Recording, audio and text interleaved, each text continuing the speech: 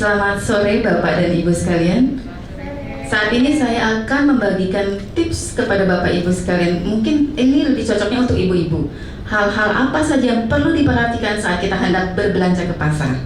Oke, yang paling penting, yang pertama yaitu catat terlebih dahulu apa saja yang akan dibeli. Kedua, bawa uang secukupnya. Oke. Ketiga, dan menurut saya ini yang paling penting karena sekarang tidak boleh menggunakan plastik, jangan lupa membawa kantung belanja. Apa saja bisa digunakan. Dan yang paling penting terakhir yaitu jangan menoleh ke toko-toko yang tidak perlu Anda datangi karena pasti Anda akan tergoda. Terima kasih. Saya awali dengan pantun ya. Baik. Embun datang bunga menguntung, surya datang pecahlah pagi. Saya ucapkan assalamualaikum untuk Bapak Ibu yang selalu di hati. Ya, perkenalkan nama saya dengan Nur Rohma, biasa dipanggil dengan Ika dari Biro Humas Kementerian Sosial. Pada kesempatan kali ini saya akan menyampaikan 5 cara agar anak-anak kita tetap dekat dengan kita sebagai khususnya ibu pekerja, karena itu pasti hal yang paling penting dan hal yang harus kita tahu sebagai ibu pekerja. Mungkin di benak Bapak Ibu semua pasti sudah ada beberapa cara mungkin. Nah, di sini saya hanya ingin menyampaikan 5 hal saja terkait bagaimana sih kita biar tetap ada bonding dengan anak-anak. Meski kita sibuk banget di kantor seperti itu. Oke, baik, yang pertama, sediakan waktu khusus untuk anak-anak kita. Meski hanya 1 jam aja di saat kita libur. Quality time itu yang paling penting. Kualitas waktu itu sangat penting bagi anak-anak kita. Yang kedua, tinggalkan pekerjaan kantor setiba kita di rumah. Jangan pernah menoleh pekerjaan kantor setiba kita di rumah, terutama saat anak-anak kita sudah mulai mendekat dan ingin bermain dengan kita. Itu hal yang paling susah ditinggalkan mungkin untuk kita yang apalagi sekarang sering WFH, pasti pekerjaan kantor itu dibawa ke rumah. Oke, yang ketiga, hindari melampiaskan kemarahan pada anak-anak kita, terutama saat kita merasa jengkel sekali di kantor. Oke, baik. Terutama saat kita jengkel di kantor, karena perkataan kita yang kasar akan mengakibatkan luka yang mendalam di hati anak-anak kita. Yang keempat, anak juga perlu mengerti apa yang kita kerjakan. Jadi anak-anak itu perlu tahu apa yang kita kerjakan supaya dia tidak merasa ditinggalkan ketika harus kita kerja, karena ada alasan tertentu yang memang harus dia tahu. Yang kelima, temani anak saat bermain selelah apapun sepulang kita kerja. Itu yang paling penting. Selelah apapun kita pulang kerja, temani anak bermain saat mereka merajuk kita untuk menemani bermain. Oke. Jadi menurut saya itu hal yang paling penting. Saya mungkin sebagai penutup saya ingin mengulas sekali lagi bahwa 5 hal yang paling penting yaitu yang pertama, sediakan waktu khusus atau waktu luang quality time dengan anak-anak kita. Yang kedua, tinggalkan pekerjaan kantor saat di rumah. Yang ketiga, hindari melampiaskan kemarahan. Itu luar biasa efeknya dan pasti akan sampai besar itu mereka akan masih merasakan di dalam hati ketika kita berkata kasar pada anak-anak kita. Yang keempat, anak juga perlu mengerti apa sih yang harus kita kerjakan, apa yang kita kerjakan di kantor. Yang terakhir, temani anak-anak bermain selelah apapun kita bekerja.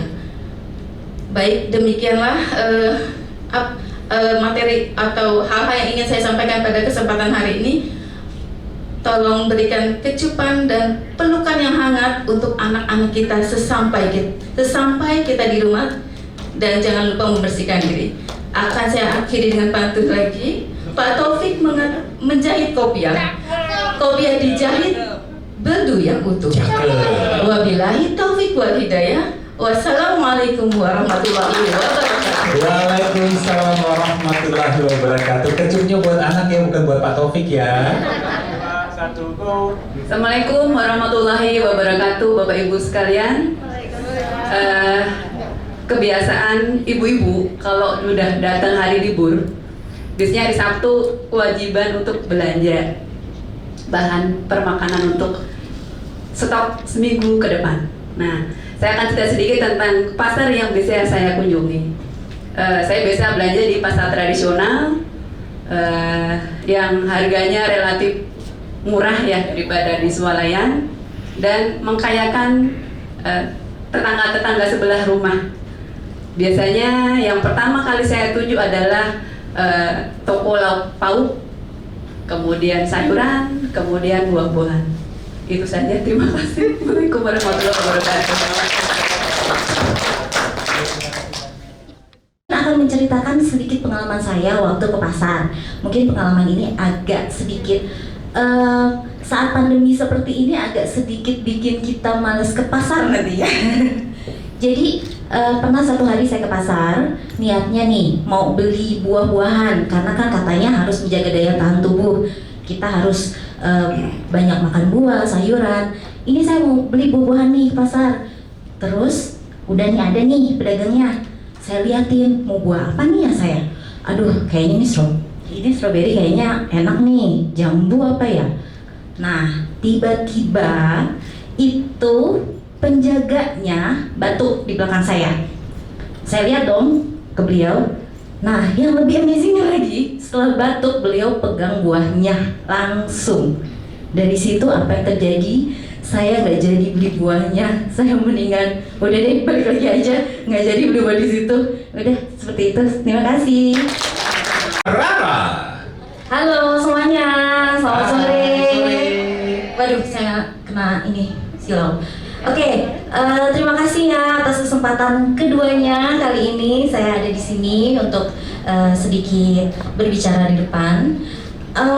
Sebelumnya mungkin saya lupa memperkenalkan diri. Nama saya Rara, saya dari Biro Hukum Kementerian Sosial.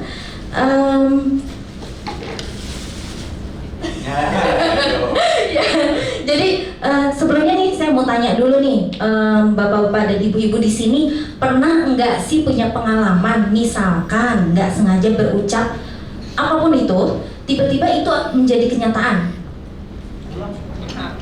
Pernah kan? Pernah kan? Nah, begitu juga dengan saya nih. Saya mau menceritakan nih hal yang menarik sebelum saya sampai di Kementerian Sosial ini. Jadi waktu mungkin beberapa tahun ke belakang itu saya tuh kan sebetulnya tidak langsung kuliah dari lulus SMA. Jadi saya itu memilih untuk bekerja terlebih dahulu. Saat saya bekerja teman-teman saya itu kuliah. Jadi bisa dibilang mereka sukses lebih dulu dibanding saya. Mereka kuliah, mereka bekerja di perusahaan yang bonafit gitu. Sedangkan saya hanya bekerja di perusahaan-perusahaan swasta yang biasa. Mungkin kelasnya biasa saja, tapi saya tetap bersyukur. Nah, lalu teman-teman saya yang bekerja itu beberapa ada yang bekerja di Jakarta dan mereka itu berkata seperti ini sama saya. Ra, kalau kamu mau cari duit, kalau kamu pengen cepat sukses, kamu harus kerja di Jakarta. Mereka seperti itu. Saya kepikiran nih, wah kayaknya bener deh, saya pengen nyoba kerja di Jakarta. Waktu tinggal 20 Nah, detik. tapi saat itu kan saya belum punya ijazah S1. Akhirnya itu memotivasi saya untuk kuliah. Saya kuliah lagi. Saat saya pertama masuk kuliah, saya juga pernah berujar, kayaknya setelah lulus kuliah saya mau jadi PNS aja deh. Saya mau ikut tes CPNS aja, udah. Nah, terus setelah saya lulus kuliah, ternyata memang ada pembukaan tes CPNS. Itu tahun 2018. Saya coba ikut. Akhirnya, singkat cerita ya, akhirnya saya lulus nih. Dan itu saya mikir lagi nih, dulu saya pernah kepikiran mau kerja di Jakarta. Terus saya juga kepikiran menjadi PNS. Loh, kok kejadian ya? Saya jadi PNS di Jakarta. Gitu.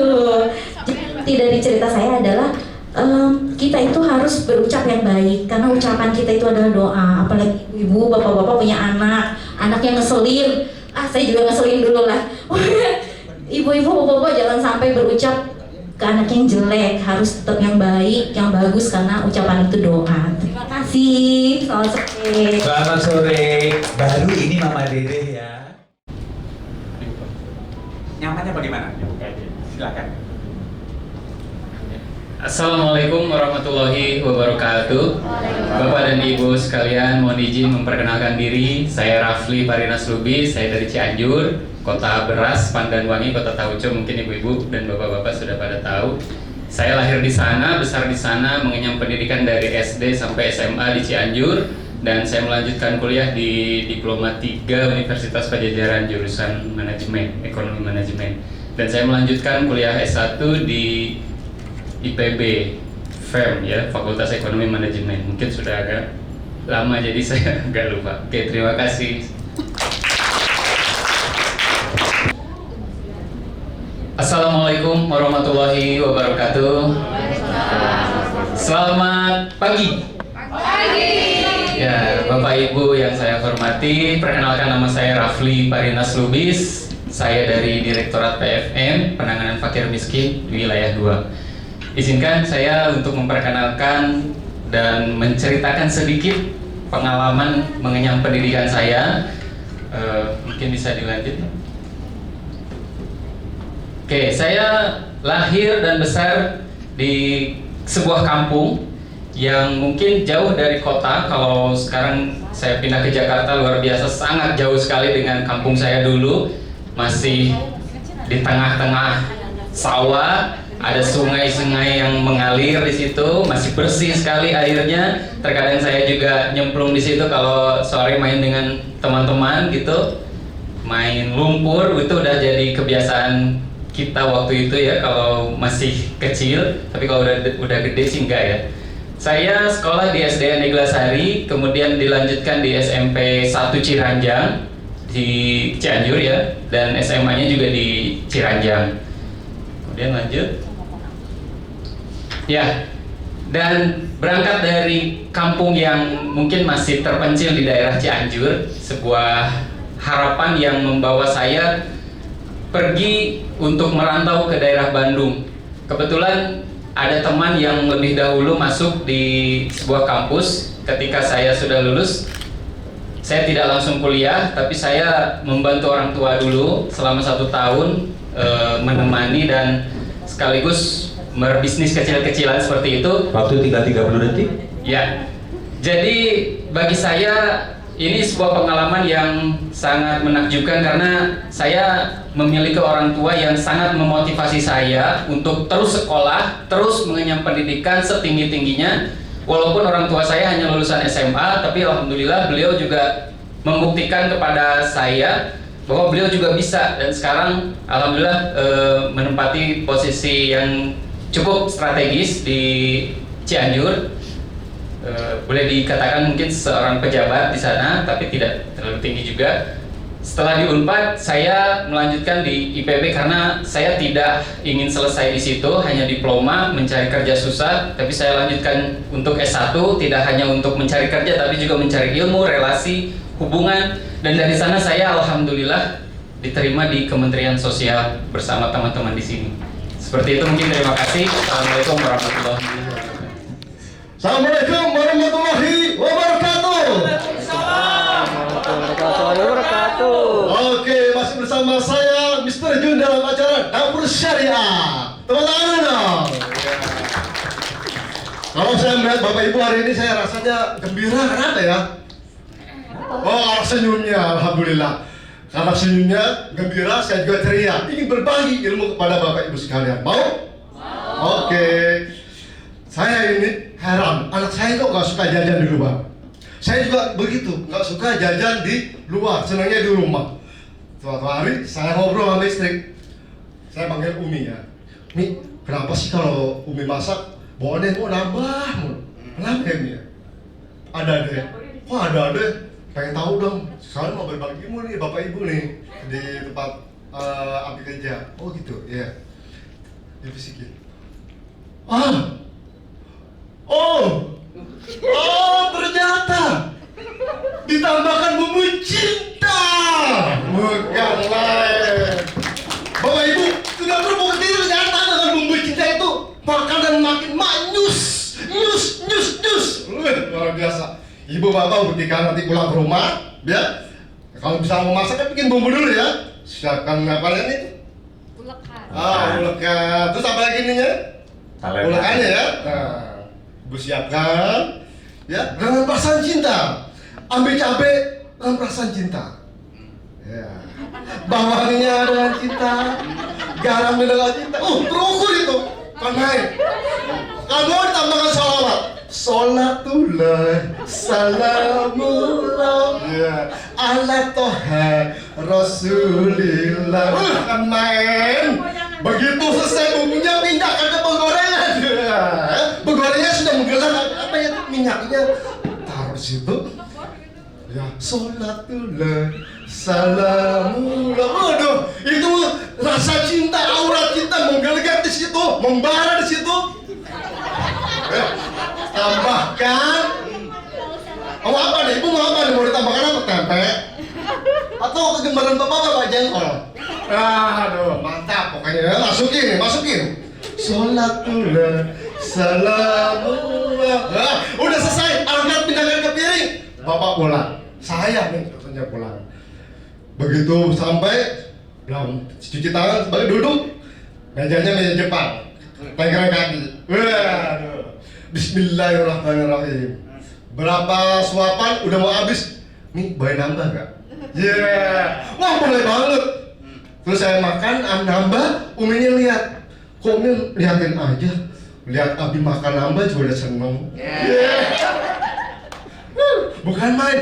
Jadi, masakan yang disertai dengan bumbu cinta itu jauh lebih lezat daripada hanya bumbu-bumbunya biasa, lengkuas, jahe, bawang merah, bawang putih, tumbar dan sebagainya. Tapi bumbu cinta menambahkan semua masakan menjadi lebih maknyus. Coba buktikan di rumah, insya Allah bapak anak makin cinta, makin erat, terbentuklah keluarga sama sakinah mawaddah warahmah lewat masakan ibu. Ya, buktikan. Assalamualaikum warahmatullahi wabarakatuh. Waalaikumsalam warahmatullahi wabarakatuh. Assalamualaikum warahmatullahi wabarakatuh. Waalaikumsalam warahmatullahi wabarakatuh. Pertama-tama saya perkenalkan dulu. Nama saya Junaidi. Saya bertugas sehari-hari di Balai Rehab Sosial Korban Penyalahgunaan Nafza Bantu Apus Jakarta. Bapak Ibu sekalian, gimana kabarnya pada hari ini? Baik. Alhamdulillah. Sudah sarapan? Sudah makan siang? Oke. Sebelumnya kita akan melihat dulu sebuah tayangan. Minta tolong Mbak, tayangannya tadi. Ya.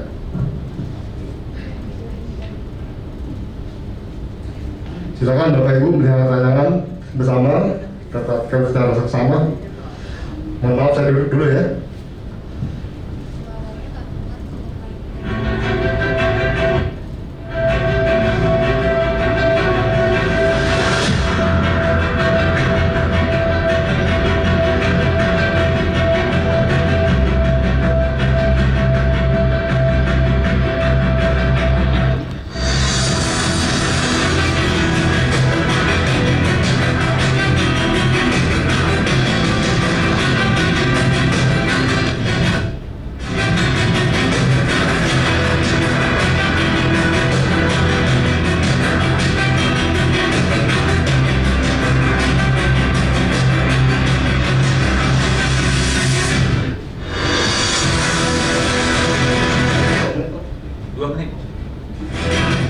Sudah berjalan. Langsung saja ke apa yang ada.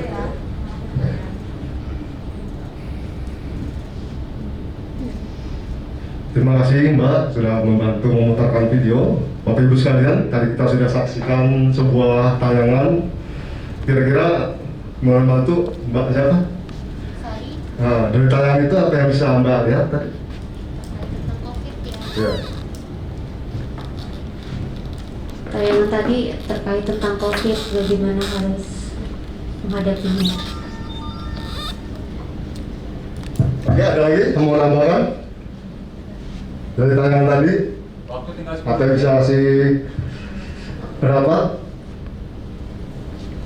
Tidak ada? Oke, baik ya Bapak Ibu sekalian. Tadi kita lihat bahwa COVID yang berkembang di Indonesia ya sebenarnya dari hari ke hari semakin bertambah. Tayangan tadi adalah tayangan yang terjadi di Jakarta. Semakin hari zonanya menjadi zona hitam. Artinya penambahan COVID ini betul-betul sulit untuk diprediksi, sulit untuk ditekan dan sulit untuk dikendalikan. Akhirnya kebijakan-kebijakan pemerintah ya berupa PSBB, kemudian lockdown lokal itu diterapkan di masyarakat, dan yang spesifik adalah tentang isolasi diri atau stay at home. Bapak Ibu tahu stay at home apa? Mengunci diri di rumah, tidak kemana-mana kalau tidak perlu ya. Nah, stay at home ternyata ada panduannya. Saya mendapatkan informasi ini dari Dinas Kesehatan DKI Jakarta yang kebetulan saya buat bahan presentasi ini beberapa waktu lalu, tapi belum sempat saya presentasikan sebagai bentuk edukasi saya ke masyarakat. Dan dalam kesempatan ini saya berhadapan dengan Bapak dan Ibu sebagai orang-orang yang akan berhadapan langsung dengan masyarakat. Saya memberikan ilmu bagaimana sikap kita ketika kita berada di rumah. Pak Jun ingat waktu Pak Jun? Ya, lanjut. Ya. Lanjut. Ya. Apa yang harus dilakukan ketika berada di rumah? Ketika berada di rumah, kita harus tetap menyiapkan link yang dapat dikontak berupa nomor telepon, ya, terutama nomor telepon, nomor WhatsApp dan lain-lainnya yang bisa dikontak. Kemudian lanjut, ya. Dan ini selama kita berada di rumah, Bapak Ibu, rajin-rajinnya untuk senantiasa cuci tangan dengan prosedur yang sudah umum kita dapatkan ilmunya.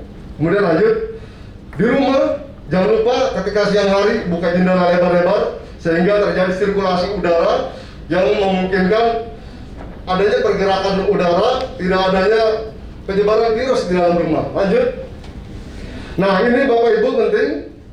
Biasanya kita suka kedatangan tamu, maka pada saat kita stay at home, batasi pengunjung.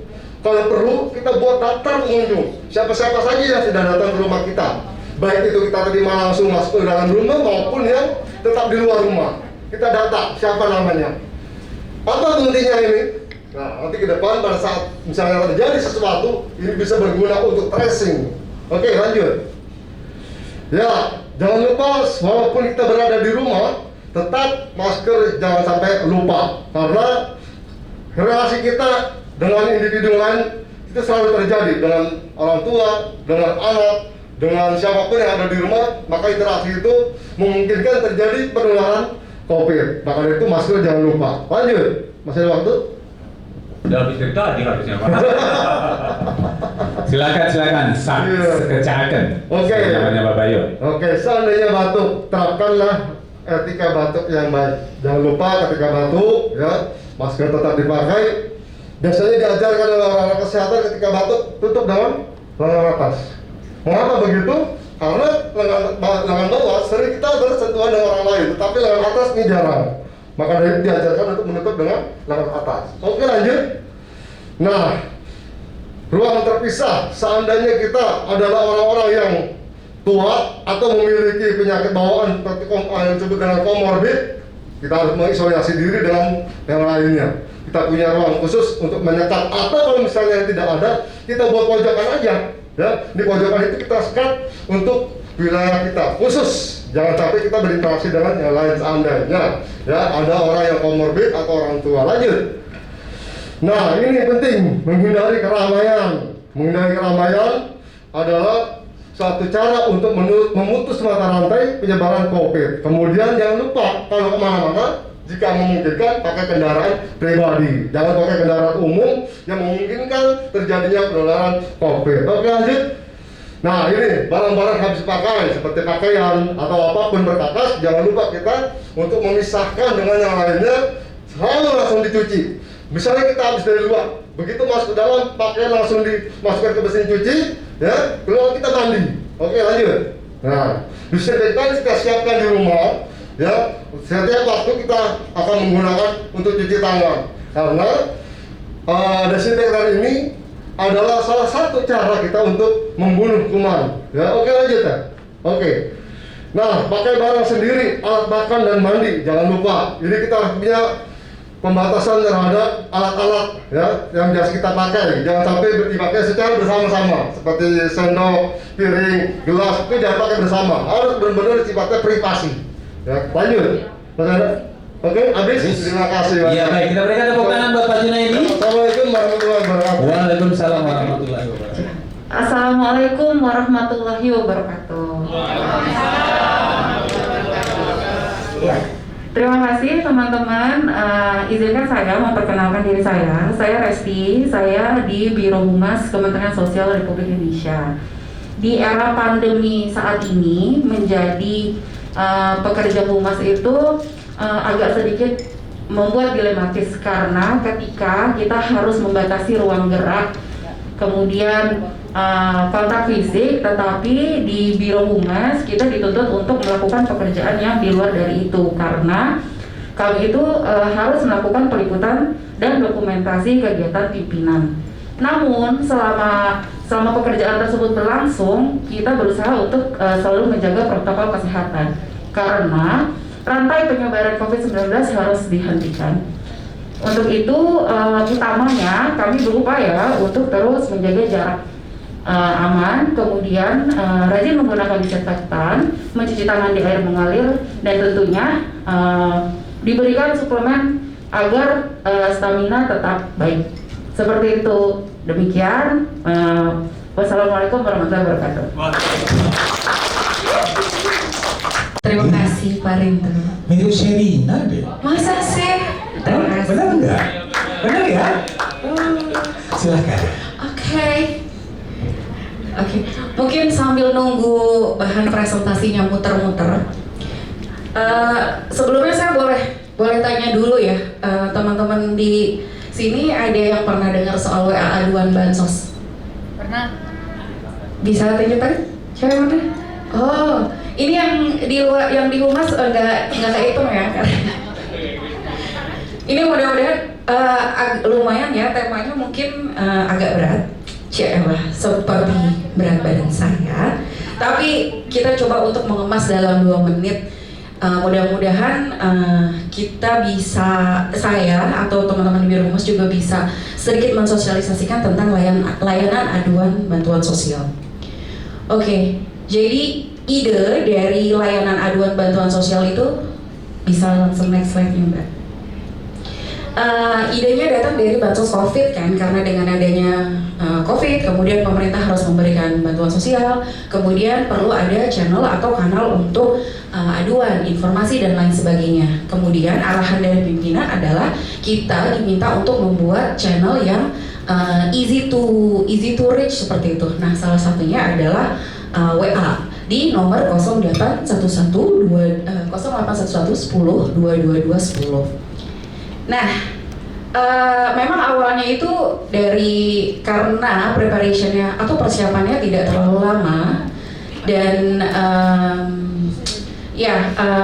kendala dan lain sebagainya, akhirnya kita pakailah si WA aduan, banyak perbaikan, banyak progres. Jadi dari 1 nomor kemudian kita menjadi dashboard app. Di next slide-nya Mbak. Oke, ini adalah langkah mengadu. Jadi kalau misalnya teman-teman atau ada masyarakat yang mau mengadu, bisa langsung di WA ke sana. Tetapi karena memang tadi ada progress system, maka ada beberapa step yang harus dilengkapi. Seperti itu. Jadi memang kalau misalnya ada yang bilang kurang respon atau jaringannya seperti apa, karena memang stepnya agak lebih panjang daripada sebelumnya. Hal tersebut dikarenakan banyaknya WA yang masuk sehingga jaringannya juga menjadi terhambat. Dan bantuan botnya, karena kita di sini adminnya nggak banyak ya, cuma beberapa saja. Jadi memang kita dibantu oleh bot seperti itu. Oke, next slide-nya. Nah, ini adalah rekap interaksi dari WA bansos dari mulai bulan Mei sampai dengan bulan Juli. Di awal bulan Mei memang grafiknya agak tinggi karena waktu itu kan bansos belum keluar. Setelah dikeluarkan, nah banyak juga isinya memang karena banyaknya informasi yang perlu mereka ambil. Kenapa saya nggak dapat bansos, gimana caranya dapat bansos dan lain-lain. Dan ini juga impact dari Pak Menteri mensosialisasikan nomor ini di mata najwa, sehingga semua orang berlomba-lomba, tidak hanya WA, telepon, video call, mereka semua melakukan hal tersebut. Tapi kemudian report di bulan Juni dan Juli juga semakin menurun. Hal tersebut dikarenakan bantuan yang semakin berproses, mekanisme yang mudah-mudahan semakin baik, dan beberapa Mungkin juga karena stepnya yang tambah panjang gitu loh. Jadi memang untuk bisa langsung di reach sama admin itu nggak secepat seperti itu. Oke. Nextnya, nah kita punya rekapitulasi sampai dengan minggu lalu. Total pesan masuknya ada 137.000 sekian, yang direspon adalah 111 dan yang belum direspon adalah sebesar ini. Nah, untuk mengetahui apa saja sih yang diadukan oleh masyarakat, next slide-nya. Ya, ini adalah topiknya. Memang kalau dilihat dari jumlah presentasinya paling banyak informasi umum. Jadi yang aduan yang masuk ke WA itu tidak selalu semuanya benar, tapi ada yang iseng, ada yang ketika dicek lapangan ternyata hoax dan lain-lain. Tapi rata-rata banyak mencari informasi yang diperuntukkan untuk bansos itu siapa aja, kenapa saya belum dimasukkan, terus kenapa belum turun dan lain. Itu aja sih teman-teman. Mudah-mudahan dengan adanya presentasi ini teman-teman juga jadi sedikit banyak tahu tentang WA aduan. Demikian. Wassalamualaikum warahmatullahi wabarakatuh. Assalamualaikum warahmatullahi wabarakatuh. Waalaikumsalam. Saya Herni dari Biro Humas Kementerian Sosial. Saya hanya ingin menceritakan pengalaman saya pas tugas ke daerah, kebetulan pada zaman corona ini. Kebetulan saya ditelepon dari pihak Garuda. Selamat sore Bu Herni, betul ini Bu Herni berangkat ke Jogja dengan pesawat bla bla bla. Dia bilang, Ibu jangan lupa nanti install EHC-nya dan Ibu langsung isi saja. Jangan lupa juga Ibu membawa surat keterangan rapid atau surat keterangan sehat dari dokter. Itu pengalaman saya. Untuk teman-teman yang akan nanti pulang kampung atau tugas, jadi bisa diinstal dari sekarang. Karena nanti sampai sana kita udah nggak repot lagi. Ada seperti bandara di Halim, dia nggak mau isi lembaran dari pramugari, tapi kita harus install. Terima kasih teman-teman. Assalamualaikum warahmatullahi wabarakatuh. Waalaikumsalam warahmatullahi wabarakatuh. Terima kasih banyak Ibu Em. Selamat pagi teman-teman semuanya. Selamat pagi. Di sini saya akan menjelaskan tentang tidak jauh dengan topik saya pertama, protokol kesehatan, tapi di lingkungan tempat saya tinggal. Sebelumnya saya memperkenalkan diri, nama saya Herni dari Biro Humas Kementerian Sosial. Saya tinggal di Bogor, kebetulan suami saya tentara. Pada saat COVID-19 itu kami sebagai anggota Persit Kartika Canda Kirana, kami kumpul dengan komandan dan kami di situ dikasih penjelasan apa bahayanya dari COVID-19 itu.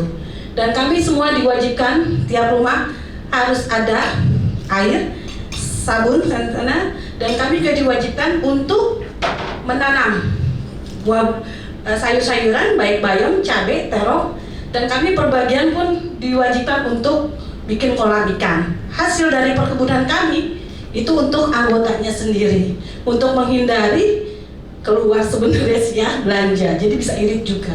Nah dari situ setelah dari kita penjelasan dari komandan, kami semua juga menerapkan untuk ke anak kami semuanya betapa bahayanya COVID itu. Kebetulan juga usia saya juga sudah lumayan 51 tahun. Saya juga tugasnya juga saya juga tidak berani, waktu itu belum ada jemputan, naik kereta saya tidak berani, jadi saya diantar suami. Dan kebetulan saya juga izin sama Mbak Resti, paling seminggu 2 kali saya masuk. Berhubung dengan keadaan juga ya, seperti itu. Dan saya, mungkin teman-teman enaknya rumahnya dekat, saya berangkat kerja, mau tahu jam berapa? Saya 4:30 teman-teman. Saat bis jemputan datang, disitulah saya sholat. Tapi saya juga sadar, saya sebagai ibu rumah tangga, juga wanita karir, kita harus bisa utamakan keluarga juga. Terima kasih sebelumnya. Assalamualaikum warahmatullahi wabarakatuh. Assalamualaikum warahmatullahi wabarakatuh. Waalaikumsalam warahmatullahi wabarakatuh. Selamat pagi Bapak Ibu semua. Terima kasih atas waktu yang telah diberikan kepada saya. Saat ini saya akan menceritakan kepada Bapak Ibu tentang cara membuat dalgona coffee. Kebetulan kemarin kan kita sering di rumah tuh, bingung mau ngapain, nonton TV terus juga bosan. Anak saya juga masih kecil, jadi belum bantu-bantu anak buat mantengin tugas sekolah. Akhirnya saya bikin dalgona coffee karena keseringan lihat di Instagram. Nah, pertama-tama untuk membuat dalgona coffee itu kita siapkan bahannya. terdiri dari kopi, susu, dan juga gula. Nah, alat yang dibutuhkan juga sederhana, yaitu gelas, piring, dan juga mixer. Pada saat itu ternyata mixer saya rusak, akhirnya saya gunakan saringan. Nah, lalu saya lanjutkan untuk membuat dalgona coffee dan akhirnya jadilah dalgona coffee. Terima kasih. Assalamualaikum warahmatullahi wabarakatuh. Oke, terima kasih. Assalamualaikum warahmatullahi wabarakatuh. Apa kabar Bapak Ibu semua? Dalam kesempatan kali ini saya akan menjelaskan tentang cara membuat dalgona coffee tanpa mixer. Bapak Ibu di sini ada yang pernah nyobain dalgona coffee? Udah ya, rata-rata. Udah pernah bikin? Nah, oke, belum pernah kan? Nah, saya akan jelaskan cara membuat dalgona coffee tanpa mixer. Pertama kali kita siapkan alat dan bahan. Jadi jangan cuma alatnya aja ya Bapak Ibu, bahannya juga disiapkan. Alatnya terdiri dari piring plastik, saringan besi, sendok, dan gelas saji. Piringnya piring plastik Bapak Ibu, jangan piring beling, karena kalau pakai piring beling nanti pas dikocoknya itu berisik Bapak Ibu, jadi treng. Kalau piring plastik itu insya Allah aman, gak terlalu berisik. Nah, terus kenapa harus pakai gelas saji? Karena kalau pakai gelas cangkir biasa aja nanti nggak kelihatan menarik. Lalu untuk bahannya, 1 saset kopi apa aja bisa, boleh kopi hitam, boleh kopi latte, gula pasir, dan air panas. Selanjutnya terakhir bahannya yaitu 150 ml susu full cream. Oke, next. Nah, masukkan gula, kopi, dan air hangat ke dalam piring plastik. Lalu kocok menggunakan saringan. Kocok ya Bapak Ibu, tahu cara kocoknya? Ya kalau nggak tahu cara kocok bisa ditanyakan ke anaknya mungkin. Nah, kocoknya selama 5-8 menit sampai bentuknya jadi foam kayak busa-busa gitu, sampai padat. Next.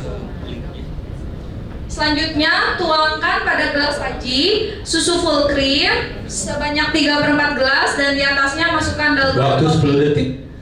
Hidangkan dengan brownies atau cake coklat. Terima kasih. Wassalamualaikum warahmatullahi wabarakatuh. 3, 2, 1, action. Assalamualaikum warahmatullahi wabarakatuh. Mohon izin Bapak Ibu semua, izin memperkenalkan diri. Nama saya Muhammad Jamil. Saya lahir di Papua. Saya ini orang Indonesia yang sudah gado-gado. Ibu saya orang Gorontalo, bapak saya orang Maluku Utara. Saya lahir di Nabire.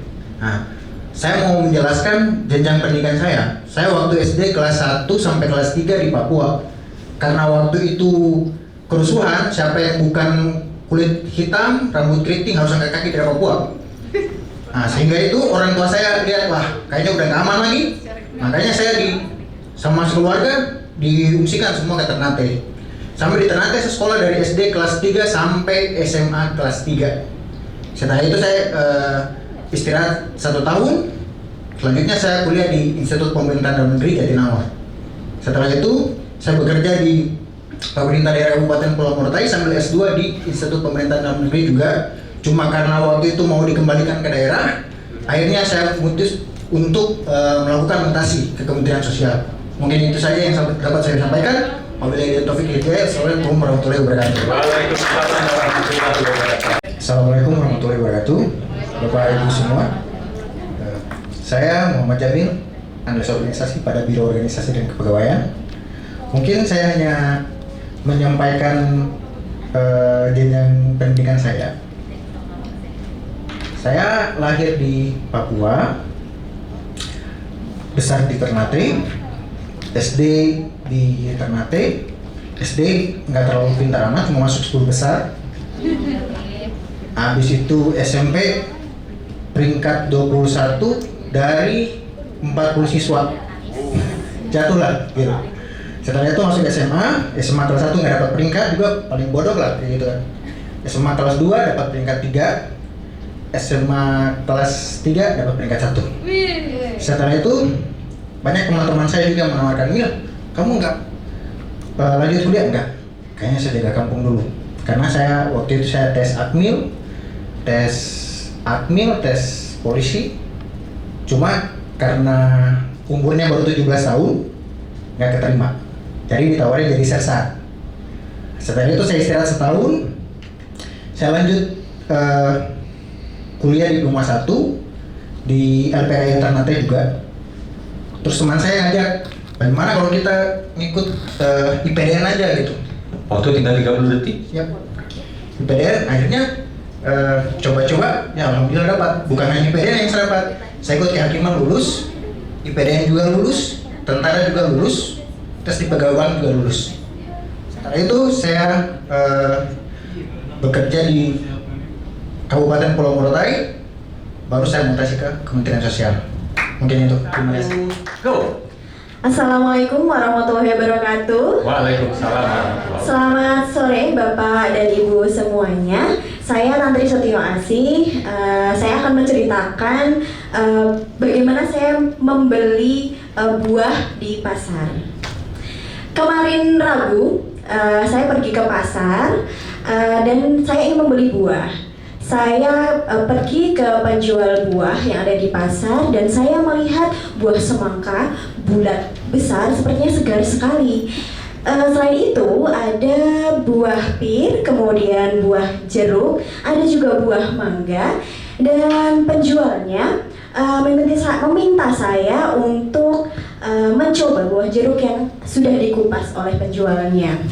Kemudian dengan hati-hati, dengan memperhatikan protokol kesehatan juga, saya mencoba buah jeruk yang telah disediakan. Rasanya itu asam, tapi ada sedikit manisnya. Nah, saya pikir dan saya rasa itu buah jeruknya segar sekali menurut saya. Kemudian saya membeli buah jeruk itu. Penjualnya berkata harga jeruk itu adalah 30.000. Kemudian saya menawarnya dengan harga 20.000 dan penjualnya setuju, maka saya bayar jeruk itu seharga 20.000.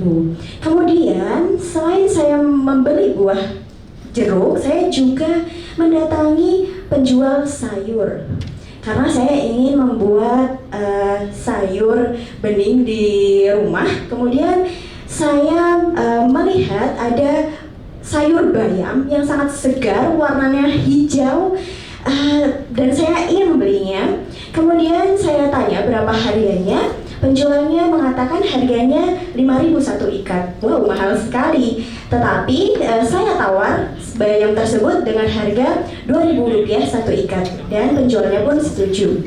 Kemudian saya bayar.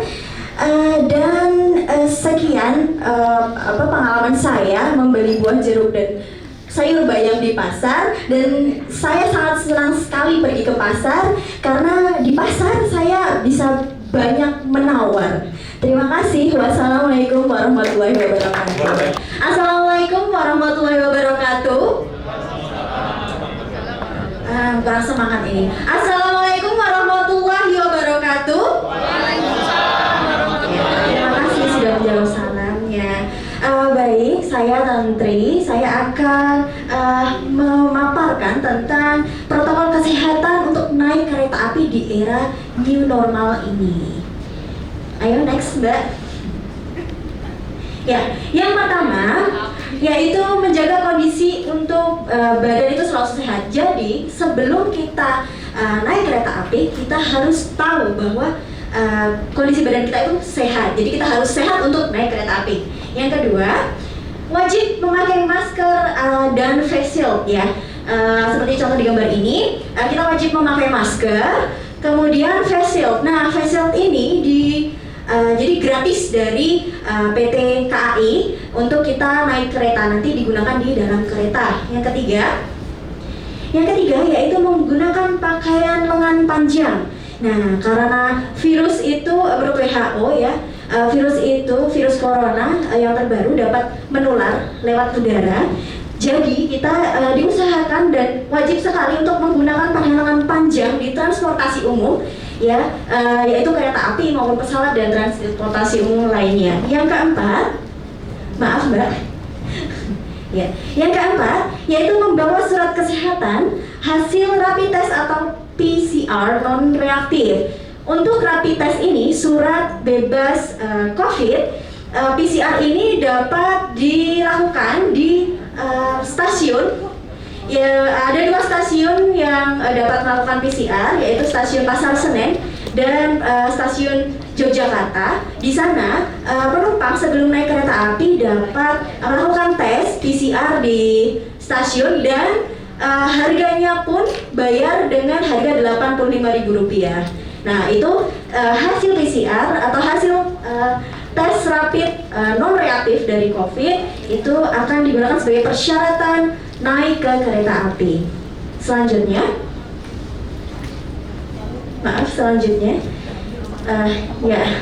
membawa surat SIKM, surat izin keluar masuk, atau membawa atau CLM. Bisa di nextkan lagi Mbak, CLM itu apa? Nah, CLM itu adalah Corona Likelihood Metric. Nah, sebenarnya CLM dan SIKM ini dipergunakan untuk penumpang kereta api jarak jauh yang akan memasuki maupun keluar dari Jakarta. Jadi bisa di-download di aplikasi Jaki. Kemudian bisa mengikuti tes Corona Likelihood Metric. Nah, kemudian yang keenam yaitu datang lebih awal. Jadi PT KAI itu menyarankan untuk calon penumpang kereta api untuk datang lebih awal. Mengapa? Karena jadi untuk naik kereta api itu persyaratannya panjang dan antrinya pun panjang karena saat kita mau masuk tempat boarding itu petugas akan menanyakan persyaratan-persyaratan kita secara lengkap, mengukur suhu kita dan sebagainya. Maka dari itu kita harus mempersiapkan diri kita dan datang lebih awal minimal 30 menit sebelum keberangkatan. Kemudian yang ketujuh yaitu physical distancing, yaitu jaga jaraknya. Kita semua tahu di dalam pandemi corona ini kita harus menjaga jarak. Begitupun juga dalam kita naik transportasi umum, yaitu kereta api. Yang kedelapan yaitu PT Kereta Api mempunyai jargon yang terbaru yaitu silence is safe. Jadi di dalam kereta diusahakan kita itu untuk tetap diam dan disarankan komunikasi itu lewat media sosial, lewat WhatsApp maupun Line dan sebagainya. Sumbernya di mana saya dapatkan 7 cara persyaratan naik kereta api dari IG KAI 121. Nanti dapat di browsing sendiri untuk lebih lengkapnya lagi. Yang kedelapan, ini pesan dari saya pribadi. Jika Anda pulang dengan selamat, maka keluarga di rumah Anda jika Anda pulang dengan sehat, keluarga di rumah pun akan selamat. Begitu, demikian yang dapat saya sampaikan. Wassalamualaikum warahmatullahi wabarakatuh. Assalamualaikum warahmatullahi wabarakatuh. Waalaikumsalam warahmatullahi wabarakatuh. Rekan-rekan yang saya hormati, rekan-rekan masih mempunyai kegiatan di luar rumah? Iya, dan mau tetap terjaga dan terlindungi dari COVID-19? Dikutip dari laman pikiranrakyat.com, penelitian di suatu universitas di California, Davis University, menyatakan ada 65%-nya kita bisa terlindungi dari COVID-19 dengan menggunakan protokol kesehatan ini. Kira-kira rekan-rekan ada yang bisa menebak apa itu protokol kesehatan yang bisa melindungi dari COVID-19 sebesar 65%? Masker. Iya, tepat sekali. Penggunaan masker dapat melindungi kita sebanyak 65% terpapar dari COVID-19. Ini merupakan sesuatu yang sangat luar biasa. Meskipun tidak dapat melindungi sepenuhnya, tapi efeknya sangat luar biasa jika kita abaikan. Ayo, jangan ragu, jangan bosan menggunakan masker. Ini maskerku, mana maskermu? Masker kita dapat melindungi kita semuanya. Terima kasih. Terima kasih banyak Pak. Ya, Assalamualaikum warahmatullahi wabarakatuh. Waalaikumsalam. Ya, perkenalkan nama saya Bajal Khairul. Saya berada di Biro Humas Kementerian Sosial. Insya Allah rekan-rekan juga sudah sama mengenal ya 2 hari ini. pada kesempatan kali ini saya akan mengungkapkan sesuatu yang berbeda dari presentasi awal. Apakah itu? Yaitu mengenai dapur. Konsep dapur di sini yang menurut saya itu sangat banyak cerita yang bisa saya dapatkan dari dapur ini. Kebersamaan terutama dengan istri saya yang tercinta. Suatu hari, nah, dari hal ini, ketika saya flashback belakang, ketika saya bersama dengan istri saya tidak mengetahui bahwasannya saya cukup bisa untuk memasak. Oke, suatu hari istri saya pulang dari pekerjaannya, kemudian saya dulu yang pulang ke rumah.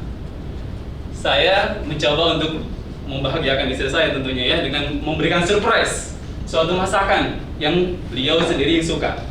Kemudian saya putuskan untuk memasak sayur asem seperti itu.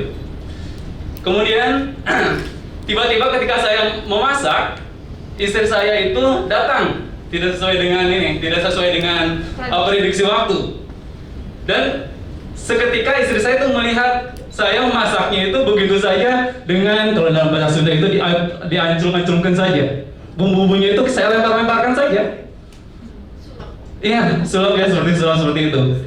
Dan tibalah saatnya si masakan saya sudah jadi, kemudian dicoba dicicipi sama istri saya 20 detik dan ternyata enak sekali. Nah, di sana timbullah semakin istri saya mencoba untuk mengetahui apa yang ada dalam diri saya. Ternyata selama ini beliau tidak mengetahui secara mendetail karena kami itu diperkenalkan dipersatukan dalam rumah tangga itu dengan cara ta'aruf ya awalnya. Seperti itu. Terima kasih atas perhatiannya. Assalamualaikum warahmatullahi wabarakatuh. Assalamualaikum warahmatullahi wabarakatuh. Waalaikumsalam warahmatullahi wabarakatuh. Perkenalkan, nama saya Sri Haryanti, biasa dipanggil Yanti. Saya berasal dari Balai Rapsa Bambu Apus Jakarta. Pada kesempatan ini saya ingin menyampaikan tentang protokol kesehatan di masa pandemi COVID-19. Kita perlu mengetahui tentang hal ini, terutama khususnya karena kita adalah para pekerja. Jadi saya ingin menyampaikan protokol kesehatan di masa pandemi ini bagi para pekerja khususnya. Pada umumnya, protokol kesehatan ini dibagi menjadi 3 bagian untuk para pekerja. Yang pertama adalah protokol atau panduan kesehatan ketika berangkat bekerja, di antaranya membersihkan rumah secara berkala, yang terus kemudian mempersiapkan barang-barang yang harus dibawa, di antaranya alat makan dan alat minum sendiri, hand sanitizer, tisu basah, alat makan sendiri. Terus selama perjalanan menuju tempat kerja jangan lupa agar tetap memperhatikan social distancing. Kemudian bagi yang menggunakan kendaraan online jangan lupa membawa helm sendiri. Yang selanjutnya, yang kedua adalah panduan atau protokol kesehatan di saat bekerja. Ketika kita sampai di tempat kerja, jangan lupa membersihkan tangan dengan disinfektan. Kemudian jangan lupa absensi harus menggunakan media digital atau secara manual dengan menggunakan ballpoint sendiri-sendiri. Kemudian membersihkan meja dan sarana bekerja yang lainnya. Terus ketika bekerja, pastikan untuk menghindari kerumunan dengan teman-teman sesama kerja. Jadi social distancing harus tetap diperhatikan. Dan ketika meninggalkan tempat kerja juga harus pastikan bahwa absensi dengan media digital dan kembali membersihkan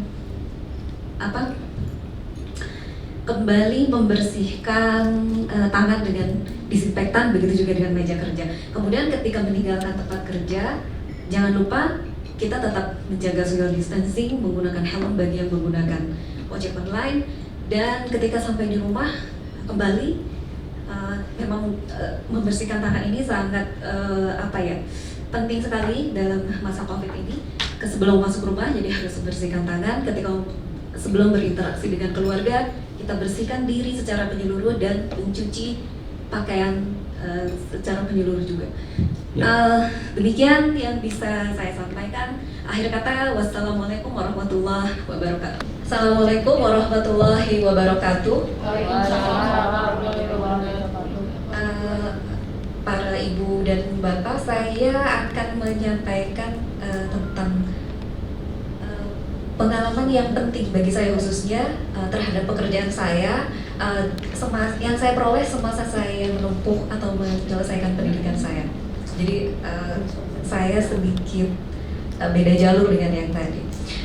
Waktu itu saya ada mata kuliah corporate communication seperti itu. Di dalamnya harus melakukan kegiatan riset sederhana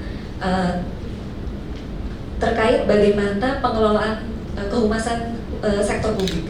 Kemudian saya melakukan pemetaan perilaku penggunaan media sosial di sektor pemerintah karena saya berada di level kementerian. Kemudian saya melakukan riset ini terhadap 34 kementerian yang ada di Indonesia dan saya menggunakan pandangan logika media sosial dari Zig dan Vol. Dalam pelaksanaan penelitian ini saya melakukan observasi terhadap akun media sosial 34 kementerian pemerintah di Indonesia seperti terlihat di tabel. Kemudian dari hasil penelitian ini nomor 31 saya tandai Kementerian Pendidikan dan Kebudayaan merupakan kementerian dengan media sosial yang jumlah follower, aktivitas dan lain sebagainya adalah yang paling nomor 1. Kemudian saya melakukan riset lebih dalam lagi. Ternyata diperoleh bahwa dia juga sering mendapatkan berbagai macam penghargaan. Kemudian waktu tinggal 10 detik. Dari hasil penelitian ini saya masih yang jadi titik fokus saya, akun-akun media sosial khususnya Kementerian Pendidikan dan Kebudayaan ini masih menjadi kiblat saya gitu sampai sekarang. Kalau melihat apa yang dia lakukan, apa yang dia posting, bagaimana kontennya dan lain-lain sebagainya. Jadi kesimpulannya adalah kesuksesan sebuah upaya atau prestasi-prestasi yang diperoleh oleh instansi lain, khususnya karena sejalan dengan kita, itu bisa dijadikan sebagai contoh atau bisa kita ikuti ke depannya. Demikian, wassalamualaikum warahmatullahi wabarakatuh. Go! Assalamualaikum warahmatullahi wabarakatuh. Waalaikumsalam warahmatullahi wabarakatuh. Saya Sulis dari Balai Melati. Saya akan memberikan cara bagaimana menghidangkan kopi. Bapak Ibu selama ini mungkin bikin kopi ketuk-ketuk dihidangkan. Tapi sebenarnya ada tip bagaimana untuk kalau bagi penikmat kopi, dia akan tahu bagaimana kopi nikmat atau tidak. Di sini akan saya kasih tipnya supaya Bapak Ibu nanti bisa sebagai apa istilahnya kalau barista. Nah itu. Jadi sebagai barista, saya kasih tahu resepnya adalah pertama, air yang akan kita buat adalah dimatangkan itu sekitar 80 sampai 90 derajat. Setelah 80-90 derajat, kita sudah siapkan kopi. Sudah siapkan kopi dengan yang ada di sini mungkin dengan takaran gula sesuai dengan keinginan Bapak Ibu. Lalu baru kita tuangkan. Setelah air ini 80-90 derajat kita angkat dan kita diamkan selama kurang lebih 5 atau 2 menit. Nah setelah itu baru kita tuangkan kepada kopi. Setelah kopi diseduh, kita aduk. Sebenarnya ada kuncinya, 30 menit baru kita bisa minum. Nah itulah cara menikmati kopi bagi Bapak Ibu yang memang penikmat kopi. Karena sekarang anak-anak muda sekarang itu menikmati kopi di kedai-kedai kopi dengan cara mengetahui bagaimana nikmatnya kopi. Mungkin itu saja karena waktu yang sangat singkat. Nanti bisa hubungi saya 0812 8712 8458. Terima kasih. Wassalamualaikum warahmatullahi wabarakatuh. Assalamualaikum warahmatullahi wabarakatuh. Mana jawabannya semuanya? Ayo Bapak Ibu. Assalamualaikum warahmatullahi wabarakatuh. Alhamdulillah kita ketemu lagi. Saya diberi kesempatan diundang oleh Bapak Ibu ketemu lagi dalam waktu ya 2 menit. Mudah-mudahan besok ketemu lagi dengan saya 2 jam. Jadi akan mengenal lebih jauh tentang kopi. Kalau saya 2 menit ya paling tadi saya tanya Bapak dan Ibu yang mungkin punya pengalaman tentang pembuatan kopi. Kemarin kan cara menghidangkan, ya kan? Pasti kopi itu pasti bisa dilihat. Ada cara menghidangkannya beda-beda. Ada yang langsung panas-panas, langsung akhirnya apa? Kopinya pada naik ya. Biji-bijinya itu ada yang naik. Nah, kita lihat sekarang Bapak Ibu lagi pelatihan nih.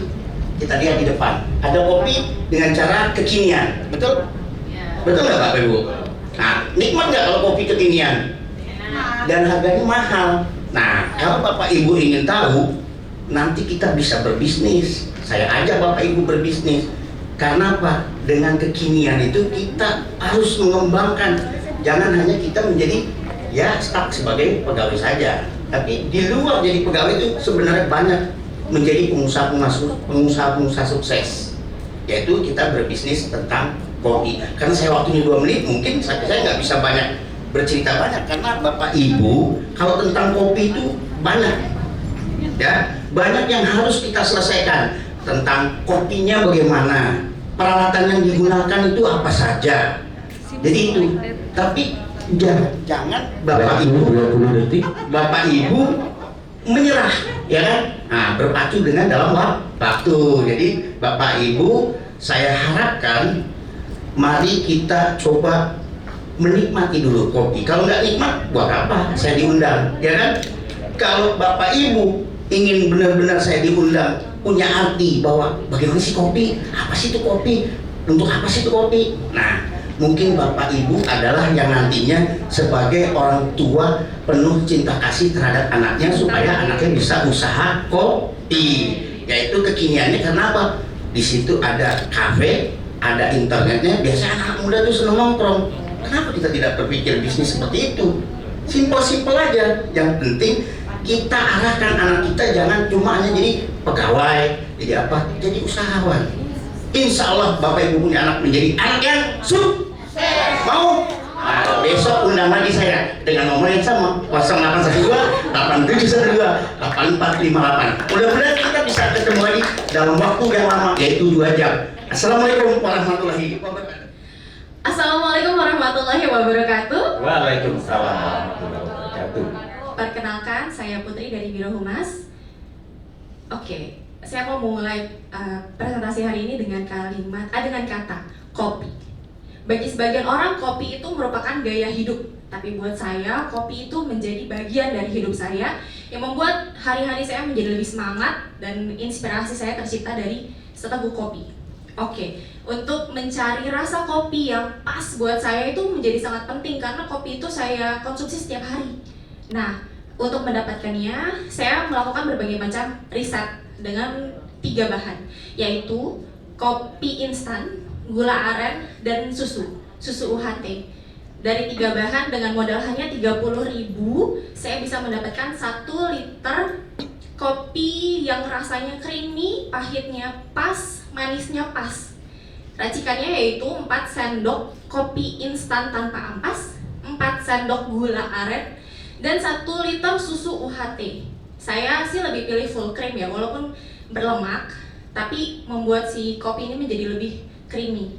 Nah, demikian cerita perjalanan saya mengenai mencari rasa kopi yang pas untuk saya. Semoga menginspirasi Bapak dan Ibu sekalian. Wassalamualaikum warahmatullahi wabarakatuh. Waalaikumsalam warahmatullahi wabarakatuh. Assalamualaikum warahmatullahi wabarakatuh. Terima kasih. Saat ini saya akan berpresentasi mengenai kopi. Menurut data Organisasi Kopi Internasional tahun 2016, konsumsi kopi di Indonesia melonjak hingga 174%. 174%, itu jumlah yang banyak sekali. Lebih dari 100%. Itu dan menurut republika.com dari 2016 sampai 2019 ada kenaikan sebesar 8% setiap tahunnya. Jadi, itu dia kenapa kedai kopi kekinian mulai berjamuran. Kita bisa melihat kayak, kok di sana kayak kemarin nggak ada deh. Kok tiba-tiba ada kopi kulon. Di situ kok tiba-tiba ada janji hati, gitu kan? Nah, kayak apa ya? Kayak kedai kopi ini kok jadi kayak proyek candi. Kemarin nggak ada, tiba-tiba ada. Wow, gitu kan? Nah, dari situ saya mulai iseng coba dari kedai yang satu ke kedai yang lain. Saya coba rasanya dan coba harganya. Dari mulai harga, kalau dapat promo kita bisa dapat kurang dari 10.000, dan dari kisaran 15 sampai 18.000 untuk secangkir yang kopi-kopi kekinian mulai berjamuran itu. Harganya, rasanya ada yang cenderung pahit, ada yang manis sekali. Dan itu saya temukan di beberapa kedai, ketika hari ini saya pesan rasanya agak pahit, besoknya bisa manis, jadi tergantung barista. Nah, dari situ saya coba mengajak, daripada kita beli dengan rasa yang berbeda dan harga yang berbeda, kenapa nggak kita coba bikin sendiri aja? Caranya gampang dan bahannya juga gampang ditemukan. Bahannya hanya terdiri dari 3 bahan, kopi instan, gula aren, dan susu hati. Dan itu pun bisa dibuat dalam kemasan langsung 1 liter. Jadi ketika kita konsumsi sendiri dan masih ada sisa, bisa kita taruh di kulkas. Kalaupun enggak, bisa kita bawa ke kantor untuk dikonsumsi bareng-bareng sama teman yang lain. Nah, jadi waktu tinggal 10 detik. Jadi daripada digantungin sama harga yang diskonan dan rasa yang berbeda-beda, kenapa nggak kita bikin sendiri? Yuk kita bikin sendiri, dengan modal 30.000 bisa dapat 1 liter.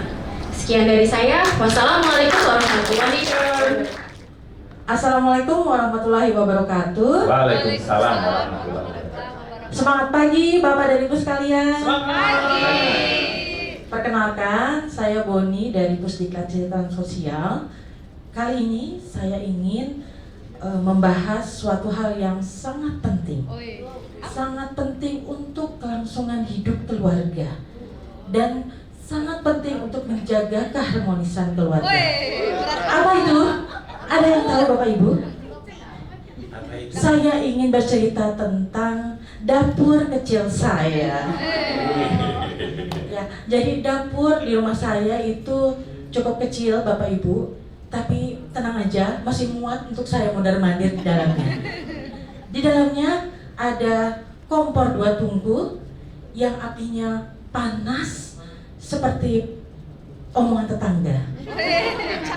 Kemudian ada juga wajan dan panci yang ukurannya seperti kakak beradik, ada besar, ada sedang, ada kecil.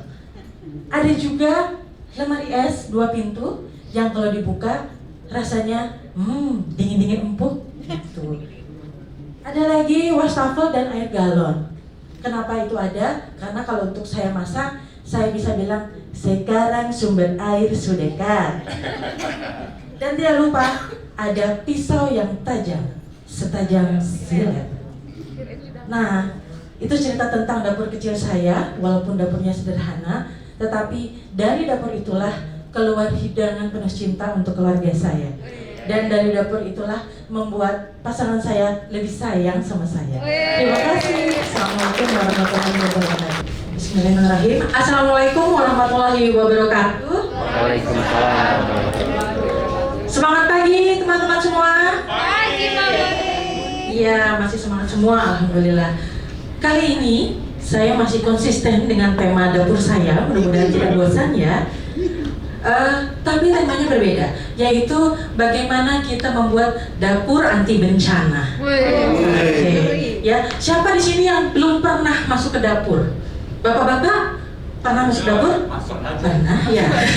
Setidaknya masuk ya. Semua orang di rumah kita biasanya tidak luput pernah ke dapur, makanya menjadi penting kita mengetahui bahwa dapur itu bukan saja asal dari masakan penuh cinta yang tadi, tapi juga bisa menjadi sumber malapetaka kalau kita tidak hati-hati.